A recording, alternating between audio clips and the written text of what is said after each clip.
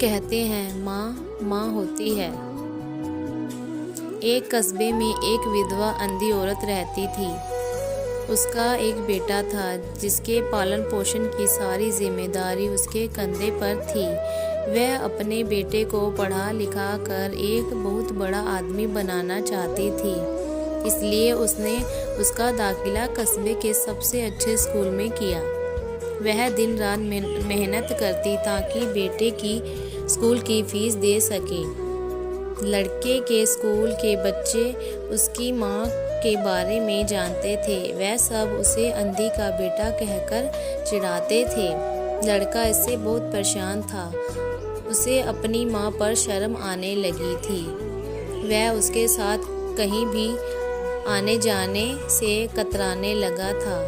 जब लड़का बड़ा हुआ तो उसकी शहर में अच्छी नौकरी लग गई। उसने अपनी माँ से वादा किया कि शहर में मकान लेकर वह उसे लेने आएगा, लेकिन वह शहर गया तो फिर लौटकर वापस नहीं आया।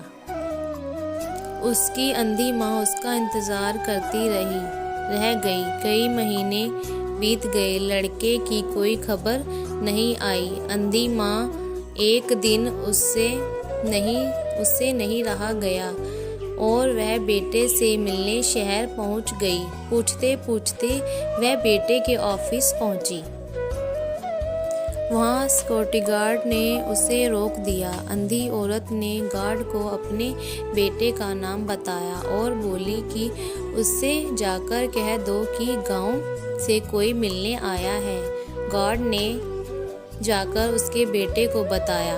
बेटे ने ऑफिस की खिड़की से देखा तो उसे अपनी माँ गेट पर बाहर खड़ी नजर आई। वह ऑफिस के सबके सामने अपनी माँ की वजह से शर्मिंदा नहीं होना चाहता था।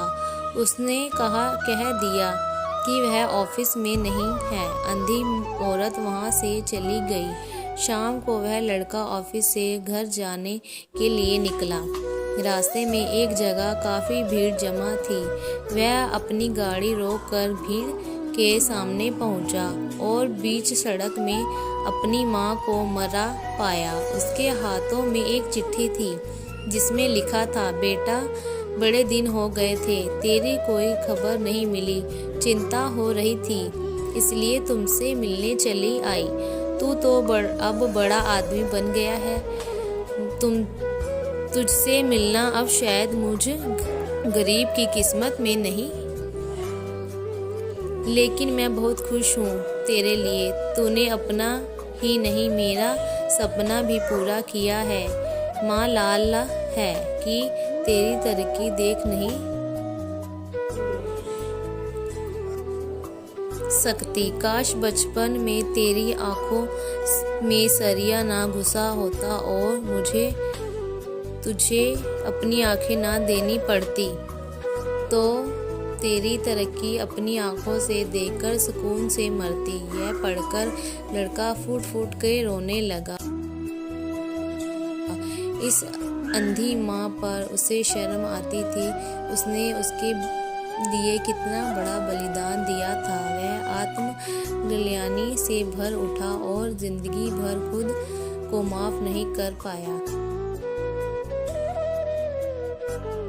दोस्तों, आपको आज की यह कहानी कैसी लगी हमें कमेंट करके ज़रूर बताएं और ऐसी नई नई कहानियाँ सुनने के लिए हमारे रियल स्टोरी चैनल को सब्सक्राइब करें। कहानी सुनने के लिए थैंक यू दोस्तों।